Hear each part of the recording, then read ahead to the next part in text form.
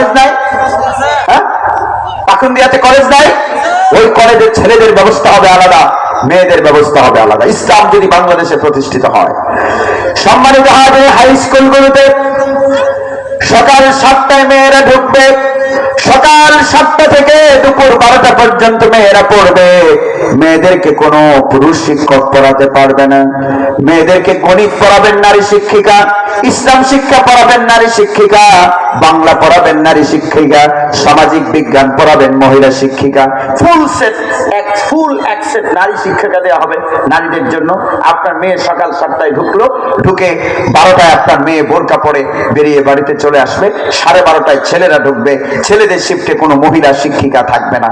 ছেলেদেরকে পড়াবে পুরুষ শিক্ষক, মেয়েদেরকে পড়াবে নারী শিক্ষিকা। আপনাদের কাছে জানতে চাই, বাংলাদেশে যদি এই নিয়ম চালু করা হয়, নারী নির্যাতন বাড়বে না কমবে? এইটা তো ঢাকা বিশ্ববিদ্যালয়ের উইমেন এন্ড জেন্ডার স্টাডিজ বিভাগ বলেছে 2013 সালে। 2013 সালে এটা হেফাজতে ইসলাম বলেছে। এরপরে আবার উইমেন এন্ড জেন্ডার স্টাডিজ বিভাগ বললো। আফসোস হলো, আমার দেশের সুশীল যারা নিজেদেরকে সুশীল দাবি করেন, এদেরকে আমি সুশীল বলি না, এদেরকে কুশীল বলি। কুশীল, এরা কুশীল। প্রথম আলো যেরকম প্রথম আলো না, প্রথম কালো, আমার দেশের সুশীলরাও কুশীল। এরা বুদ্ধিজীবী নয়, বুদ্ধি প্রতিবন্ধী। ঠিক একই দাবি ঢাকা বিশ্ববিদ্যালয়ের উইমেন এন্ড জেন্ডার স্টাডিজ বিভাগ করেছে। তারা বলছে যে বাংলাদেশকে যদি নারীর জন্য নিরাপদ করতে হয়, তাহলে নারী আর পুরুষের শিক্ষাঙ্গন আলাদা করে দিতে হবে। এই দাবি উইমেন এন্ড জেন্ডার স্টাডিজ বিভাগ করেছে আগে। তার কয়েকদিন পরে হেফাজতে ইসলাম বলল যে নারী পুরুষের শিক্ষাঙ্গন আলাদা করে দিতে হবে। এটা তাদের পছন্দ হইল না। সম্মানিত হাজিরিন, গার্মেন্টস গুলোতে নারী পুরুষের বিল্ডিং হবে আলাদা। এরকম করা হোক, আপনারা তা চান কি চান না? এর বাইরে আপনার মেয়েকে নিরাপদ আপনি করতে পারবেন না। এই তোমার বোনকে তুমি স্কুলে যাবে, কলেজে যাবে, নিরাপদ করতে পারবে না। আমরা তো সেটাই বলি, মেয়েরা ডাক্তার হোক। মেয়েদেরকে ডাক্তার বানানোর দরকার আছে না নয়? আরে বাংলাদেশে মোট জনসংখ্যার অর্ধেক হলো নারী। তাদের চিকিৎসা সেবা দেওয়ার জন্য যদি মহিলা ডাক্তার না থাকে, তাহলে আমার ওয়াইফের সিজার হলে এই সিজার তো করতে হবে পুরুষ ডাক্তারের। সেজন্য প্ল্যান করে আপনাকে কিছু নারী ডাক্তার বানাতে হবে। কিন্তু রাষ্ট্রের উপরে যেই রাষ্ট্রের প্রধানের নাম হয় নবীর নামে নাম, ইউনুস। ইউনুস কি নবীর নাম না নাকি? এটা কি কাফের না মুসলমান? এটার ভেতরে সুদে ভেতরে সব পুড়ে গেছে, জাদরা হয়ে গেছে সুদে। প্রফেসর ডক্টর মোহাম্মদ ইউনুস, এটার ভেতরে কি সুদে সব পুড়ে গেছে, একদম পুড়ে ছাই হয়ে গেছে। এটার ভিতরে এখন মেডিসিন দিলে আর মেডিসিনে কাজ করে না। কয়েকদিন পরে পরে চেয়ারম্যান পীর সাহেবরে ডাকে, কয়েকদিন পরে পরে জামাত ইসলামীর আমির সাহেবকে ডাকে, ডেকে ডেকে বৈঠক করে। হুজুরদেরকে লাগে ক্ষমতায় টিকে থাকার জন্য, কিন্তু হুজুররা যখন বলে যে প্রাইমারি স্কুলে একজন করে ধর্মীয় শিক্ষক নিয়োগ দেন, তখন ইউনুসের এটা ভালো লাগে না। হুজুরদেরকে লাগে ক্ষমতায় টিকে থাকার জন্য। আমার প্রশ্ন হলো, এই বাংলাদেশের প্রফেসর ইউনুসের ক্ষমতায় যাওয়ার জন্য যদি মাদ্রাসার ছাত্রদের রক্তের দরকার হয়, তাহলে স্কুলের কলেজের পাঠ্যপুস্তক প্রণয়নে আলেমদের মতামত কেন নেওয়া হবে না? ক্ষমতায় যাওয়ার জন্য যদি হুজুর লাগে, তাহলে পাঠ্যপুস্তক প্রণয়নে হুজুর কেন লাগবে না? সম্মানিত হাজিরিন, শিক্ষা ব্যবস্থা কেমন হবে এই ব্যাপারে মতামত কেন আলেমদের নেওয়া হবে না? আমাদের কথা সব, এই দেশের মোট জনসংখ্যার অর্ধেক হচ্ছে নারী।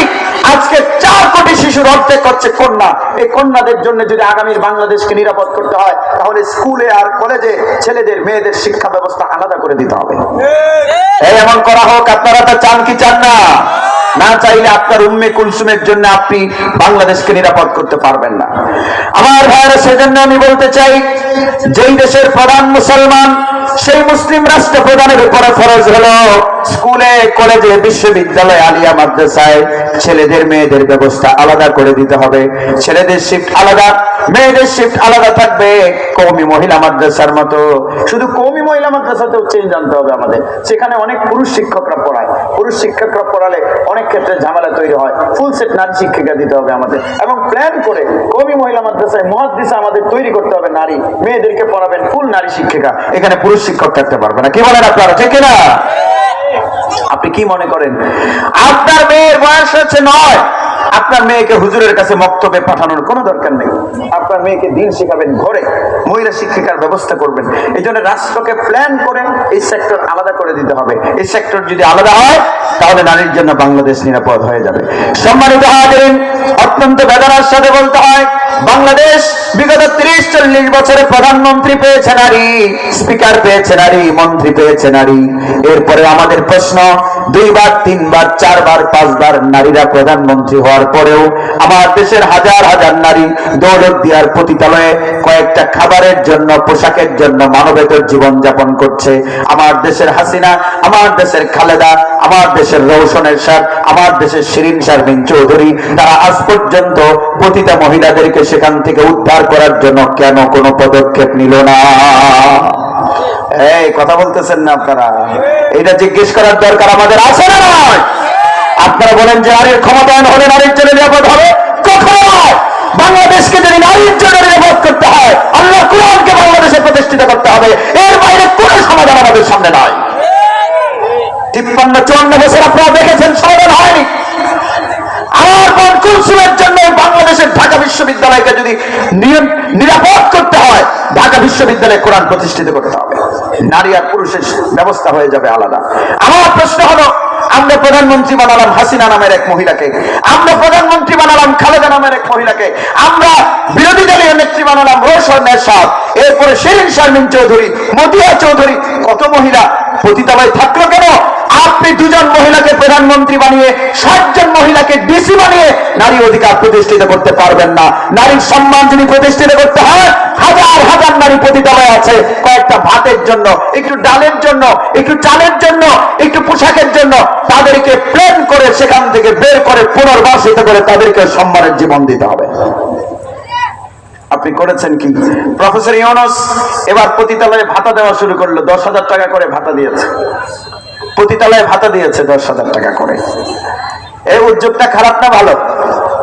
এরাও তো মানুষ, এদের ভাতা দিলে আমাদের কোনো আফসোস নেই।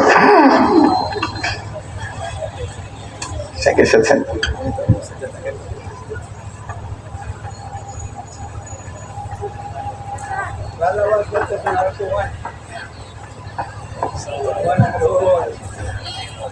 সবাই আল্লাহু আকবার বলুন, জোরে বলুন আল্লাহু আকবার। আমার আক্ষেপের জায়গা কোথায় জানেন? ছোট্ট একটা উদাহরণ দিলে আপনারা বুঝবেন। আপনাদের এই কি সুখিয়া না? সুখিয়ার এক লোক টয়লেটের ট্যাঙ্কির ভেতরে পড়ে গেছে। আপনাদের এলাকার পিএইচডি ডিগ্রিধারী, নোবেল পুরস্কার 14 বার পেয়েছেন যিনি, তিনি সেই লোকটাকে টয়লেটের ট্যাঙ্কি থেকে না তুলে ওই ট্যাঙ্কির ভেতরে গলা পর্যন্ত ডুবে গেছে, সেখানে তাকে পানি দেওয়া শুরু করলেন। এই লোকটার জীবনে যদি পিএইচডি ডিগ্রি 100টাও থাকে আর তার যদি নোবেল প্রাইজ 14 বার পান তিনি, আপনারা ওই লোকটাকে বুদ্ধিমান বলবেন না বোকা বলবেন? তাকে সে যদি বুদ্ধিমান হয় তাহলে টয়লেটের ট্যাঙ্কি থেকে ওই লোকটাকে আগে তুলতে হবে, তুলে তারপর পানি দাও।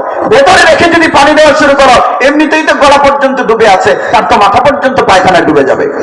আমার দেশের পতিতালয়ে ভাতা দেওয়া দরকার। আমরা সেটা বলি। এই ওয়াজ আমি 20 বছর ধরে করছি। যাকাত ভিত্তিক অর্থ ব্যবস্থা প্রতিষ্ঠিত করে যাকাতের টাকায় পতিতালয়গুলোতে পুনর্বাসন কার্যক্রম করতে হবে। পতিতা মহিলাদেরকে বিদেশ থেকে কুটির শিল্পের কাজ আনতে হবে। পতিতালয়ে আলাদা গার্মেন্টস করা হবে। সেখানে আমার পতিতা নারীরা, তারা আমাদের মা, তারা আমাদের বোন, তারা 10,000 টাকার কাজ করবে আর যাকাতের টাকা দেওয়া হবে 10,000। এই জোরে বলুন 10,000 এর 10,000 কত হলো? 20,000 টাকা দেওয়া হবে। আর তাদের বাচ্চাদের জন্য একটা টেকনিক্যাল স্কুল করা হবে, তাদের বাচ্চাদের জন্য একটা কওমি মাদ্রাসা করা হবে, তাদের বাচ্চাদের জন্য একটা আলিয়া মাদ্রাসা করা হবে। প্রত্যেকটা পতিতালয় নামটাই থাকবে না সেখানে।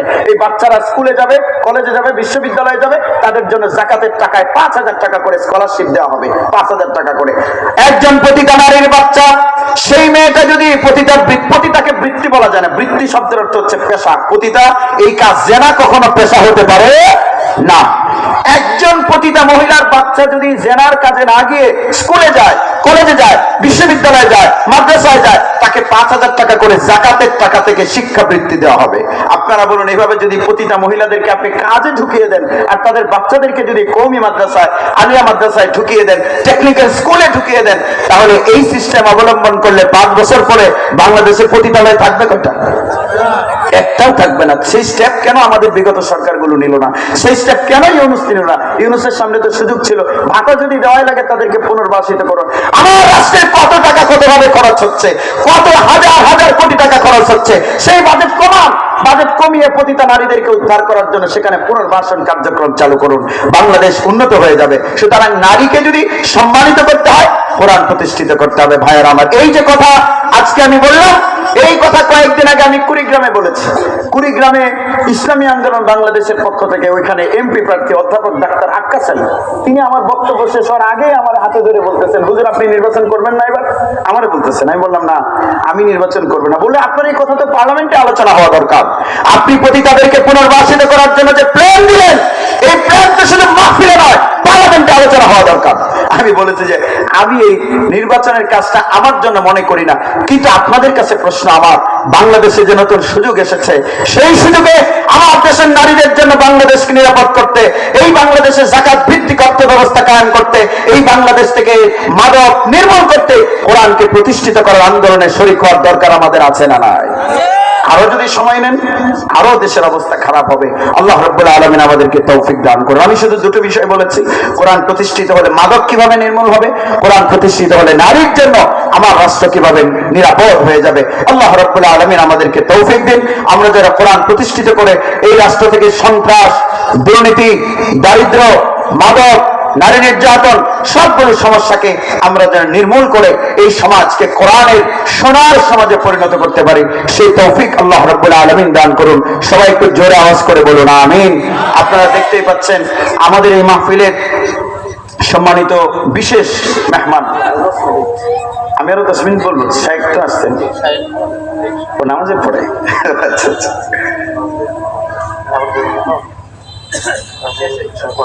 আচ্ছা আচ্ছা ওকে। এখন 6:55 বাজে, আজান হচ্ছে।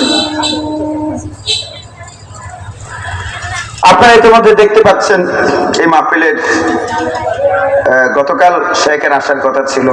আমি যাকে খুব ভালো মানুষ হিসেবে চিনি, বাংলাদেশের কৃতি সন্তান তিনি। আসলে গোটা পৃথিবীতে বাংলাদেশের সন্তানরা যখন ইসলামের আলো ছড়িয়ে দেন, এটাই তো আমাদের জন্য গর্বের বিষয়, তাই না? লন্ডনে তিনি জামিয়াতুল উম্মার হেড অফ ইসলামিক স্টাডিজ, তিনি ইনশাআল্লাহ আপনাদের সামনে অত্যন্ত গুরুত্বপূর্ণ বক্তব্য রাখবেন। তো আপনারা তার বক্তব্য শুনবেন আমি আশা করি, এবং এই মাহফিল এবং আমাদের এই যে প্রতিষ্ঠান তামিরুল উম্মাহ, এই প্রতিষ্ঠানের পাশে আপনারা থাকবেন। আমি যে কথাগুলো বলেছি সেই কথাগুলো আর্টিফিশিয়াল নয়, সেই কথাগুলোর শ্রোতা 1 নম্বরে আমি, এরপরে আপনারা। আমি আমাকে বলেছি এবং আপনাদেরকে বলেছি।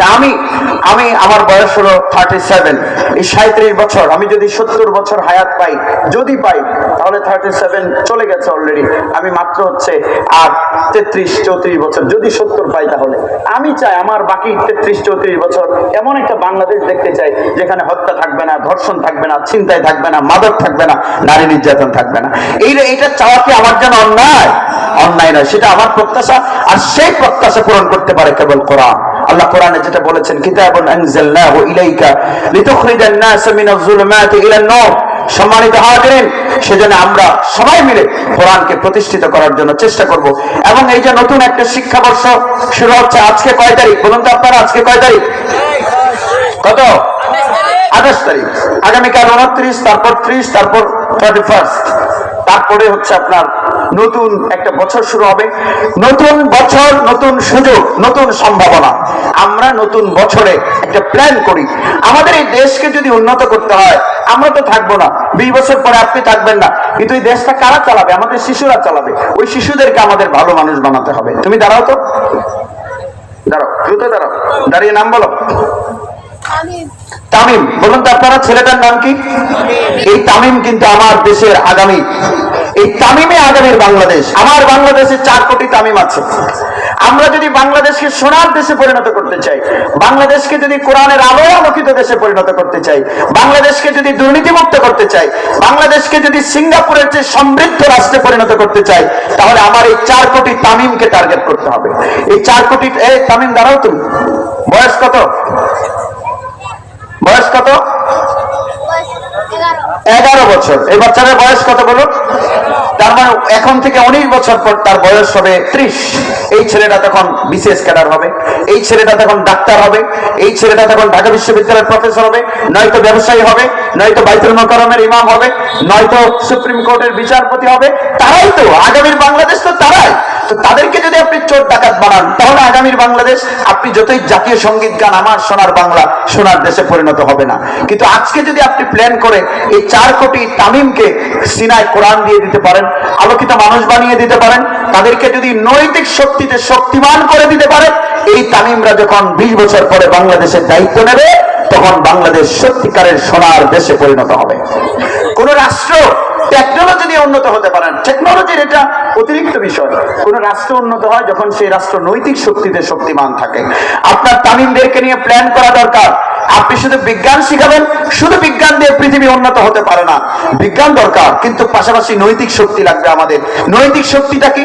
আপনার ছেলেটা আগামী 20 বছর পরে বিসিএস ক্যাডার হবে, সে যদি দুর্নীতিবাজ হয়, তাহলে এই 2 লাখ অফিসার দুর্নীতিবাজ, মানে বাংলাদেশ পুরোটা আকণ্ঠ, মানে গলা পর্যন্ত দুর্নীতিতে নিমজ্জিত। আর যদি তাদেরকে আপনি মূল্যবোধ শিখাতে পারেন, তাদেরকে যদি এইসব প্রতিষ্ঠানে ভর্তি করেন, তামিরুল উম্মার মতো প্রতিষ্ঠান, যারা আপনার সন্তানকে বাংলাও শিখাচ্ছে, ইংরেজিও শিখাচ্ছে, গণিতও শিখাচ্ছে, কোরআনও শিখাচ্ছে, নামাজও শিখাচ্ছে, আকীদা শিখাচ্ছে, ওযু শিখাচ্ছে, গোসল শিখাচ্ছে, তায়াম্মুম শিখাচ্ছে, পরকালের বিশ্বাস দিয়ে দিচ্ছে। পরকালের বিশ্বাস এই তামিম জানছে যে আমি যদি অফিসার হয়ে দুর্নীতি করলে আমি হয়তো পৃথিবীর আদালতকে ফাঁকি দিতে পারবো, কিন্তু আল্লাহর আদালতকে আমি ফাঁকি দিতে পারবো না। এই বিশ্বাসটা মজবুত করে যদি আপনি দিয়ে দিতে পারেন, এই ছেলেটা যখন একদিন অফিসার হবে, সে যদি তার নৈতিক শক্তি যদি এমন থাকে, অফিসার হয়ে দুর্নীতিটা করবে না, বরং জনগণের টাকা যদি রাস্তায় পড়ে থাকে, ওই টাকার মালিক খুঁজে বের করবে। মালিক খুঁজে বের করে জনগণের মালিকের ঘরে গিয়ে সেই টাকা ফেরত দিয়ে আসবে। এইরকম মূল্যবোধ সম্পন্ন 4 কোটি তামিম যদি আপনি তৈরি করতে পারেন, সামনের বাংলাদেশকে আর পেছনে তাকাতে হবে না। আমার বাংলাদেশ সিঙ্গাপুরকে ছাড়িয়ে যাবে ইনশাআল্লাহ। এই দেশ হবে নৈতিক শক্তিতে শক্তিমান উন্নত রাষ্ট্র। এজন্য আমাদের বাচ্চাদেরকে নিয়ে নতুন শিক্ষাবর্ষকে সামনে রেখে একটা প্ল্যান করা দরকার। আমার দেশের সবচেয়ে বড় প্রবলেম হলো দুর্নীতি। আপনারা কি আমার কথা বুঝতে পারতেছেন? এই গেল বছরের নভেম্বরের 25 তারিখ বাংলাদেশ ব্যাংক একটা স্টেটমেন্ট দিয়েছে যে বাংলাদেশে 6 লক্ষ কোটি টাকা খেলাপি ঋণ আছে। একটু বলবেন আপনারা কত কোটি টাকা? 6 লাখ কোটি টাকা খেলাপি ঋণ। এই ঋণ নিয়ে যারা খেলাপি করেছে তারা গরিব মানুষ না, তারা বিত্তশালী, বিভিন্ন ইন্ডাস্ট্রির মালিক, হাজার হাজার কোটি টাকার মালিক। গাড়ি কয়টা আছে এটার কোনো হিসেব নাই, খাবার দাবারের অভাব নাই, কিন্তু অন্তরে পরকালের ভয় নাই। আমাকে কয়েকদিন আগে একজন সিনিয়র সচিব, তার সাথে দেখা হলো, মিটিং ছিল। তিনি আমাদেরকে, আমরা কয়েকজন তরুণ আলেম সেখানে ছিলাম, লেখক আলেম, তাদেরকে ওই লোক বললেন যে আমরা একটা পে স্কেল করবো, সামনে পে স্কেল করে বেতন ডাবল করে দেবো, বাংলাদেশে দুর্নীতি থাকবে না। তা আমি অত্যন্ত বিনয়ের সাথে ডিফার করলাম, বললাম যে স্যার, আপনি বেতন ডাবল নয়, বেতন যদি 1/7 করে দেন আর মানুষের অন্তরে যদি পরকালের ভয় দিতে না পারেন, এই রাষ্ট্রকে আপনি দুর্নীতি মুক্ত করতে পারবেন না। কারণ আপনার শিল্পপতিদের টাকা তো কম নাই, তারা 6 লাখ কোটি টাকা ব্যাংক থেকে লোন নিয়ে ফেরত দিচ্ছে না। আর সেখানে দেখুন না কোরআন কিভাবে মানুষকে মূল্যবোধ সম্পন্ন বানায়। 2021 সালের 18 জানুয়ারি বাংলাদেশের সব গণমাধ্যমে রিপোর্ট এসেছে, এই সুনামগঞ্জ জেলার সাল্লা উপজেলার শ্যামাচর বাজার মসজিদের ইমাম মাওলানা হুসাইন আহমদ, গ্রামের একটা মসজিদের ইমাম, একটা মাদ্রাসার শিক্ষক, বেতন পান 10,000। মসজিদের ইমামের বেতন তো গ্রামের 50,000 টাকা তো হবে না, এটা 5,000, 3,000, 7,000 টাকা এরকম হবে। তিনি একটা মাদ্রাসায় শিক্ষকতা করেন। ব্যাংকে 10,000 টাকা ছিল, ওই ব্যাংকে টাকা তুলতে গেছেন, তুলে ম্যানেজারকে বললেন যে কৃষি ব্যাংক তো সুদী ব্যাংক, আমি অ্যাকাউন্টে রাখবো না, এটা ক্লোজ করে দিন। তো ম্যানেজার তাকে বললেন যে হুজুর, আপনার অ্যাকাউন্টটা ক্লোজ করি কেমনে, আপনার অ্যাকাউন্টে তো টাকা আরো 6 লাখ আছে। কয় লাখ? 6 লাখ টাকা। মাওলানা হুসাইন আহমদ ছায় দাঁড়িয়ে বললেন যে এই টাকার মালিক তো আমি না, এই টাকা আমি নেব না। ব্যাংকের ম্যানেজার বললেন হুজুর, আপনি তো ইচ্ছে করে নেননি, ভুলক্রমে টাকা হয়তো আপনার অ্যাকাউন্টে ঢুকে গেছে, আপনি ওই টাকা বাড়ি নিয়ে যান। ম্যানেজার আবার ফতোয়াও দিলেন জায়েজ আছে। কি ফতোয়া দিয়েছে? জায়েজ আছে। কয়েকজন নিয়ে জানকা জায়েজ আছে। আমি শেরপুর যাচ্ছিলাম, তখন আমার গাড়ি ছিল না, মাহফিলে শেরপুর যাব। তো আমাকে বাসে সিট পড়েছে আমার এক মহিলার সাথে, ইয়াং লেডি। তো আমি চিন্তা করলাম যে দাঁড়িয়ে থাকি, ওই মহিলার সাথে বসার দরকার নেই। তো বাসের যে কন্ডাক্টর, সে একটু পরে আমাকে এসে বলছে যে হুজুর বসে পড়েন, জায়েজ আছে, মা বোন তো সবারই আছে। বুঝছেন বিষয়টা? তো ব্যাংকের ম্যানেজারও ফতোয়া দিয়েছে যে টাকা আপনি নিয়ে যান, জায়েজ আছে। মাওলানা হুসাইন আহমদ ঠায় দাঁড়িয়ে বললেন, ম্যানেজার শোনো, 17-18 বছর মাদ্রাসায় লেখাপড়া করলাম, কোনটা হালাল কোনটা হারাম আমি জানি না, তুমি বুঝেছো, আমাকে চিনাতে এসো না। এই টাকার মালিক আমি না, এই টাকা আমি নেব না। ম্যানেজার বলছেন যে হুজুর এই টাকা যদি আপনি না নেন তাহলে আমরা বিব্রত বোধ করছি, শোকজ খাবো, জবাব দিতে হবে টাকা আপনার অ্যাকাউন্টে ঢুকলো কেমনে, এটা আমাদের ব্যাংকের শৃঙ্খলা পরিপন্থী, মস্ত বড় বিপদ হবে। মাওলানা হুসাইন আহমদ পরকালের ভয় অন্তরে আছে, কোরআন দিয়ে সিনা আলোকিত। তিনি বললেন যে ও ম্যানেজার, আসল সমস্যাটা কি, তোমার চাকরি চলে যায়? বললেন হ্যাঁ যদি যায়। মাওলানা হুসাইন আহমদ দাঁড়িয়ে বললেন শোনো, এই টাকা ফেরত নিলে তোমার চাকরি চলে যায়, 8 টাকা ফেরত না দিলে আমার জান্নাত চলে যায়। আমি এই 6 লাখ টাকার জন্য জান্নাত হারাতে চাই না। আপনি যদি রাষ্ট্রকে সত্যিকারের সোনার রাষ্ট্রে পরিণত করতে চান তাহলে মাওলানা হুসাইন আহমদকে 6 লাখ টাকা অ্যাকাউন্টে ঢুকে গেছে দেখার পরেও যেই বিশ্বাস তাকে সেই টাকা ফেরত দিতে বাধ্য করেছে, সেই বিশ্বাস যদি আপনি আজকের 4 কোটি তামিম আজকের শিশুদের অন্তরে দিয়ে দিতে পারেন, এরা যখন পরকালের বিশ্বাস নিয়ে বড় হবে, রেলওয়ে টিকিট মাস্টার হয়ে দুর্নীতি করবে না, ইনকাম ট্যাক্স অফিসার হয়ে দুর্নীতি করবে না, আপনার রাষ্ট্র সিঙ্গাপুরের চেয়ে উন্নত রাষ্ট্রে পরিণত হয়ে যাবে। ভাইরা আমার, সেজন্য আমাদেরকে একটা প্ল্যান করতে হবে। এই রাষ্ট্রকে দুর্নীতি মুক্ত করা যাবে কোরআন দিয়ে। আমরা যদি আমাদের আগামী প্রজন্মকে কোরআন ওয়ালা বানাতে পারি তাহলে আমাদের রাষ্ট্র সমৃদ্ধ হবে ইনশাআল্লাহ। আল্লাহ রাব্বুল আলামিন আমাদের সবাইকে তৌফিক দান করুন। সবাই জোরে বলুন আমিন। আমি আমার বক্তব্য এখানে শেষ করলাম। দীর্ঘ সময়, 1 ঘন্টার বেশি সময় আমি কথা বলেছি। তো মূল কথা হলো, আল্লাহ আমাদেরকে বলছেন মেনশন করে যে তোমরা যদি সমাজকে সুন্দর করতে চাও তাহলে কোরআনে আসো। কোরআনে আপনি উল্টা চললে 400 বছর চললেও পাকুন্দিয়া ওইদিকে, আপনি যদি ওইদিকে খোঁজেন তাহলে পাকুন্দিয়া পাবেন না, যেতে হবে এইদিকে, তাহলে আপনি পাকুন্দিয়া পাবেন। তো শান্তি হচ্ছে এইদিকে। এখন শান্তি যদি আপনি ওইদিকে খোঁজেন তাহলে শান্তি পাবেন না। আল্লাহ রাব্বুল আলামিন আমাদেরকে কোরআনে ফিরে এসে আমাদের দুনিয়ার জীবনকে সুন্দর করার এবং পরকালকে সুন্দর করার করে আমাদের জীবনকে সফল করার তৌফিক দান করুন। সবাই জোরে আওয়াজ করে বলুন আমিন। ওয়া মা আলাইনা ইল্লাল বালাগ। আসসালামু আলাইকুম ওয়া রাহমাতুল্লাহ।